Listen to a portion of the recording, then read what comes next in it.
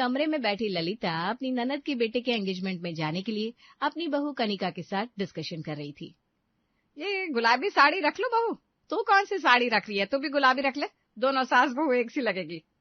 बुआ जी का परिवार कितना हाई क्लास है, भूल गई क्या आप मम्मी जी? हम दोनों अगर गुलाबी रंग की साड़ी पहनकर चली गई ना तो बैंड बाजे वाली लगेंगी। 2 सेकंड नहीं लगेगा बुआ जी को हमारी टांग खींचने में। और ऊपर से उनकी बड़ी बहू रेखा, मुझे फूटी आंख नहीं सुहाती, वो एक मौका नहीं छोड़ती मुझे नीचा दिखाने का। अरे तो तुझे दीदी की बहू से क्या मतलब है? हम तो उनकी नई बहू के एंगेजमेंट पार्टी में जा रहे हैं ना। और जहां तक रही क्लास की बात, तो जा तिजोरी से मेरा डायमंड सेट लेकर आ। उसके गले का हार और कान की बूंदे तू पहन लेना, चूड़ियां मैं पहन लूंगी। अब तो ठीक है। और डायमंड सेट के साथ मैं पहनूंगी black sari. Oh my god mummy ji, मजा ही आ जाएगा। I love you mummy ji. यहाँ कनिका और ललिता जाने की पैकिंग करने में खोई हुई थी, तो बाहर हॉल में चक्कर काट रहे करण की सांस ऊपर नीचे हो रही थी। अब क्या होगा भगवान? अरे बेटा तू क्यों फिक्र कर रहा है? मेरी बहन ऐसी नहीं है। बुआ जी तो ऐसी नहीं है पापा, पर रेखा भाभी तो है। भूल गए क्या? पिछली बार जब कनिका और रेखा भाभी का आमना सामना हुआ था तो कितना घमासान हो गया था। जब भी कनिका बुआ जी के घर जाती है तो कोई ना कोई नया तोता लेकर आती है। पता नहीं इस बार क्या होगा। एक काम कीजिए ना, आप भी इन दोनों के साथ चले जाइए ना। आप वहां रहेंगे तो मुझे हिम्मत रहेगी। अरे नहीं नहीं बेटा, अभी बारिश का सीजन है, उसके लिए स्पेशली इलेक्ट्रॉनिक आइटम्स का स्टॉक गिरवाया है दुकान पर मैंने। Waterproof Bluetooth, power bank, portable umbrella fan, electronic shoe dryer, stock में पैसे लगाए तो दुकान पर रहना तो पड़ेगा ना। कितने दिन की ही बारिश रहती है, अभी ही ये आइटम्स बिक सकते हैं। एक बार रेनी सीजन गया फिर स्टॉक डेड हो जाएंगे। एक सगाई के पीछे मुझे अपने धंधे का लॉस नहीं करवाना भाई। और तुझे इतनी टेंशन हो रही है तो तू ऑफिस से छुट्टी लेकर 2 दिन के लिए अपनी माँ और बीवी के साथ चला जा। 2 दिन तो बस कहने के लिए पापा, कम से कम हफ्ते भर रहकर ही मम्मी और कनिका वापस आएंगे। इतने दिनों की छुट्टी मैं नहीं ले सकता। छोड़ो, अब देखा जाएगा जो होता है। और अपना सामान बांधकर दोनों सास बहू निकल चलती हैं साहबगंज के लिए। रात के 8 बजे कनिका और ललिता बुआ जी के घर पहुंचती है। अरे रेखा, देख कौन आया है। क्या भाभी, आप भी पुराने जमाने की तरह ट्रॉली बैग लेकर आई? ट्रॉली बैग कौन यूज करता है आजकल? अब तो स्मार्ट लगेज का जमाना है। छोड़िए ना मम्मी जी, अब सबका क्लास और सबकी पसंद आपकी तरह तो हो नहीं सकती। मामी जी सभी खाने पर बैठे हैं, सफर में कुछ खाया तो होगा नहीं आपने। आओ कनिका, तुम भी फ्रेश होकर खाने के लिए बैठ जाओ, मैं खाना लगा देती हूँ। फ्रेश होने के लिए कनिका जैसे ही सामने वाले कमरे में जाने लगती है, रेखा उसे रोक देती है। अरे अरे कनिका, वहां नहीं, वो तो मेरा ऑफिस है। उसके बाजू वाला कमरा मेहमानों के लिए स्पेशली रिनोवेट करवाया है मैंने अपने पैसों से। अब जाओ जल्दी से फ्रेश हो जाओ। पति से पैसे लिए बिना तो एक कंघी भी नहीं खरीद सकती भाभी, और कह रही है अपने पैसे से कमरा रिनोवेट करवाया गेस्ट के लिए। वाह भाई, यहाँ हम मेहमान हो गए और बुआ जी हमारे घर आती है तो वो घर उनका हो जाता है। मतलब चित भी मेरी पट भी मेरा। ललिता और कनिका फ्रेश होकर डाइनिंग टेबल पर आकर बैठते हैं। इन नौकरों का भी ना समझ में नहीं आता, पुरानी वाली डाइनिंग सेट निकाल कर ले आए। वो डाइनिंग सेट कहाँ है जो मैं मुंबई से लेकर आई थी? उसे लेकर आओ। नौकर तो नौकर ही रहेंगे ना मम्मी जी, इससे ज्यादा कुछ एक्सपेक्ट भी नहीं किया जा सकता इनसे। मैं लेकर आती हूँ। ताज होटल के पास से लिया हुआ हमारा वही डाइनिंग सेट ना। रेखा सभी को खाना परोसना शुरू करती है। कनिका जैसे ही अपनी प्लेट से पूरी का पहला कौर लेने जाती है, रेखा उसे रोक देती है। 1 मिनट कनिका, पहले प्लेट में सब कुछ सर्व तो करने दो। सर आप ही टेबल मैनर्स नहीं है तुम में। आपको तो बहुत प्रॉब्लम होती होगी ना मामी जी। बस 2 मिनट रुक जा कनिका, तेरी जेठानी ने बिजनेस शुरू किया है अचार का। अगर प्लेट में अचार भी ना डाली तूने खाना शुरू कर दिया तो नाराज तो होगी ना रेखा। जा रेखा, अचार लिया। आम का अचार, नींबू का अचार, मिर्च का अचार, लहसुन का अचार, मिक्स वेज अचार, आंवले का अचार और कटहल का अचार। ऐसे 7 अचारों की शीशियां लाकर रेखा टेबल पर रख देती है। ये सारे अचार मेरे हाथों से बने हुए हैं मामी जी। क्या सेल हो रही है इन 7 अचारों की, पूछिए मत। आज के जमाने में कोई अचार डालना ही नहीं चाहता, सभी को मार्केट से बना बनाया अचार चाहिए। और मार्केट वाले अचार में कितने केमिकल्स यूज होते हैं ये तो हम सब जानते हैं। इसीलिए मैंने सोचा क्यों ना यही बिजनेस शुरू किया जाए। पूरे 2 लाख का मुनाफा हुआ है कनिका का, इसीलिए फिर इसने घर पर ही ऑफिस खोल दिया। ना मम्मी जी, कुछ ज्यादा ही तारीफ करने लगती है मेरी। अचार में 2 लाख की कमाई, वो भी 2 महीनों में? कुछ ज्यादा ही नहीं फेंक दिया भाभी आपने? देवरानी क्या जाने अचार का स्वाद, कभी अचार बनाकर देखा है कनिका?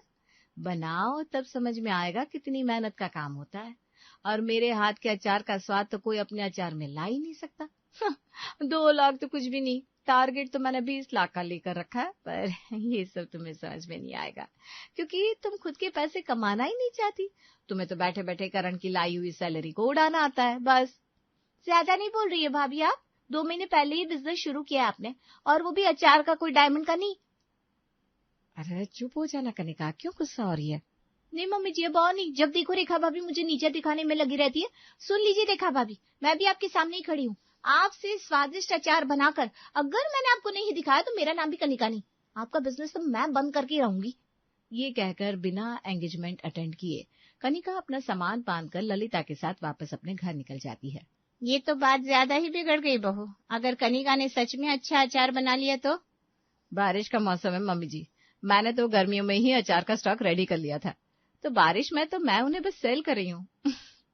बेचारी कनिका अभी जाएगी अचार बनाने, तो ना धूप होगी ना अचार सूख पाएगा। अगली सुबह। हाँ भैया, कितनी बार बोलूं, सारे मसाले 5-5 केजी और सरसों का तेल 20 केजी। इतना तो भिजवाइए आप, उसके बाद कुछ याद आता है तो मैं फिर से फोन करती हूँ। 5-5 किलो मसाले घर के लिए मंगवा रही हो या कैटरिंग वालों के लिए? अपने बिजनेस के लिए। एक तो कल आप और मम्मी वापस क्यों आ गई, ये भी आप दोनों ने बताया नहीं। अब आप बिजनेस की बात कर रही हैं भाभी, हुआ क्या है ऐसा बुआ जी के यहाँ? दीदी का फोन आया था मुझे, बता रही थी कैसे कनिका ने रेखा के साथ बदतमीजी की और बचपने में अपनी जेठानी को नीचा दिखाने की ठान ली। ये बुआ जी और उनका झूठ, ऐसा कुछ नहीं हुआ था पापा जी। मैं बताती हूँ क्या हुआ था। रेखा भाभी ने कोई अचार का नया बिजनेस शुरू किया होगा, तो उस चीज को लेकर मुझे नीचा दिखा रही थी कि मैं करण के पैसे उड़ाती हूँ, कमाना नहीं चाहती हूँ और उनसे अच्छा अचार कोई बना नहीं सकता। तो मैंने भी कह दिया उनसे अच्छा अचार मैं बनाकर दिखाऊंगी, और उस अचार को बनाने के लिए मैं मसाले मंगवा रही हूँ करण। बेटा, पर अभी तो बारिश का सीजन है, बारिश के सीजन में इतने मसाले मंगवाएंगी तो उनमें धूल और फुफुंदियां लग जाएगी। अरे मम्मी जी, ऐसा कुछ नहीं होगा, आप कुछ ज्यादा ही टेंशन लेती है। ब्लिंकिट से कनिका नींबू, कैरी, कटहल, मिर्च, लहसुन और बाकी चीजें मंगवा लेती है। अब दिखाऊंगी मैं रेखा भाभी को कि कनिका क्या चीज है। अपने घर के हॉल को मसाले और सब्जियों से भरा देखकर ललिता को तो चक्कर ही आ जाता है। आप क्या किसी ग्रोसरी ऐप पर खुद को एज अ शॉपकीपर रजिस्टर करने वाली है भाभी? इतना सारा राशन। बारिश के मौसम में किसी भी हवा लगने वाली चीजों को कम क्वांटिटी में ही मंगवाना चाहिए बहू।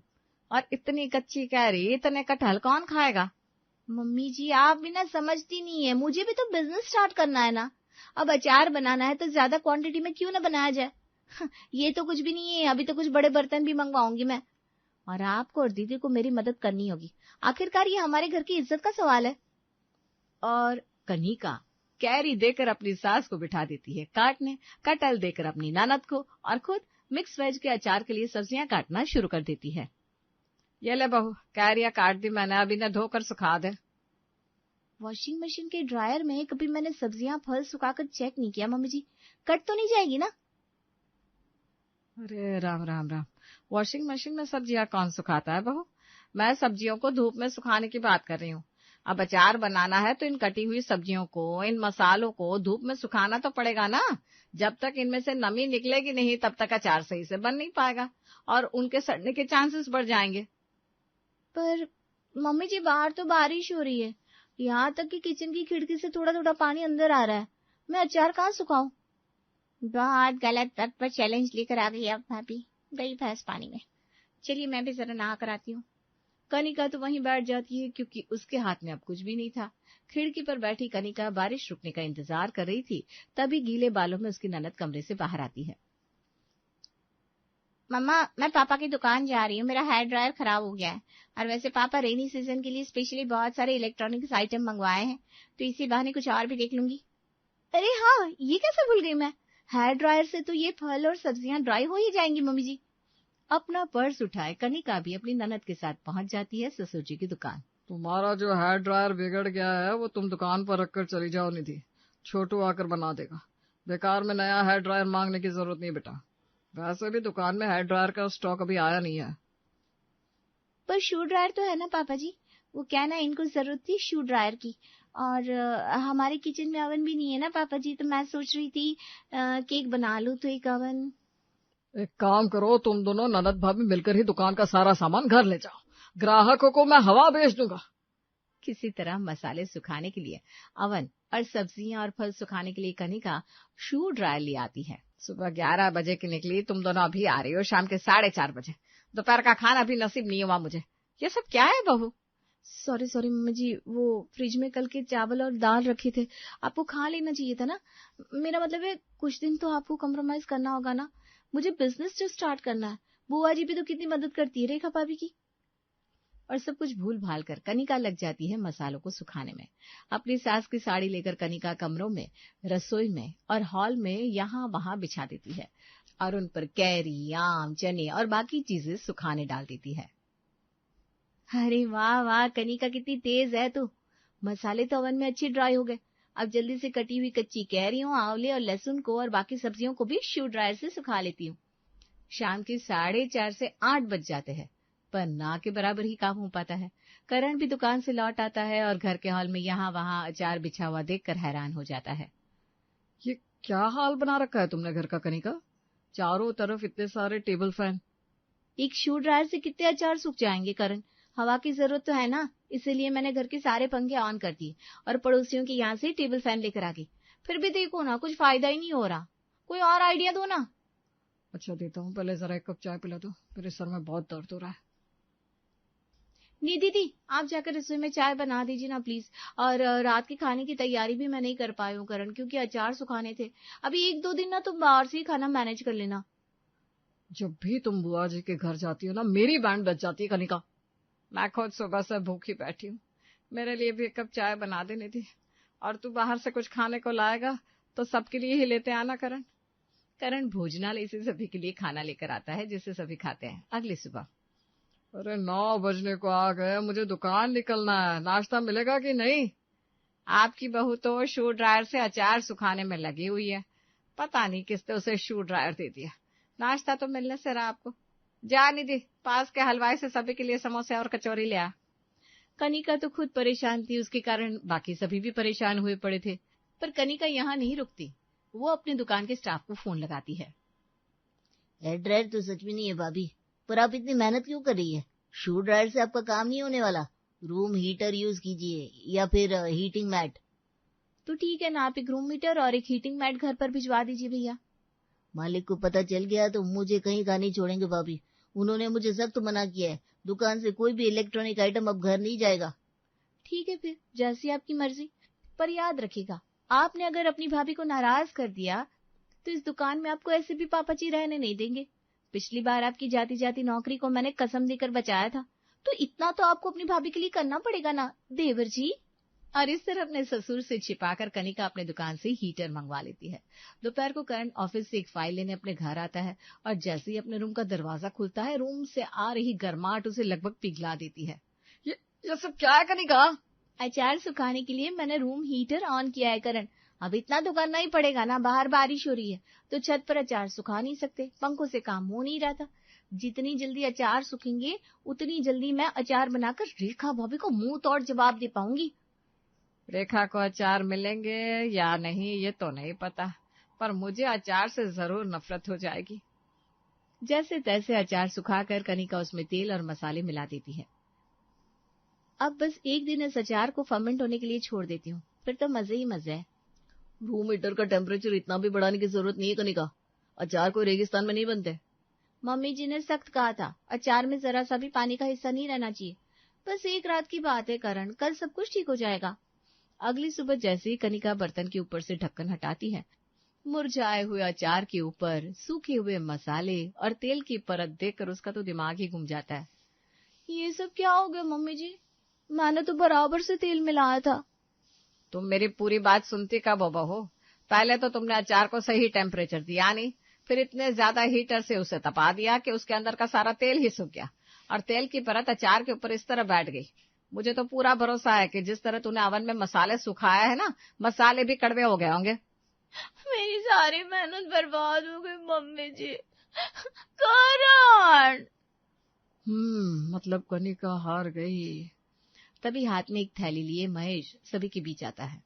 अभी नहीं बेटा, मुझे पता था जिस हिसाब से बहुत दिमाग लगा रही है कुछ भी सही नहीं होने वाला। इसीलिए मैंने मेरे एक पुराने अचार के व्यापारी दोस्त को फोन किया था। वो भी घर पर ही अचार बनवा कर सभी को सप्लाई करता है। कोई छोटा मोटा व्यापारी नहीं है, बड़े बड़े दुकान वाले उसके यहाँ से अचार लेकर जाते हैं। उसके अचार की सारी वैरायटी मैंने मंगवा ली है। सारे बोतल में से अचार निकाल कर बाहर की बोतल बदल दे और जाकर चखा दे अपनी रेखा भाभी को।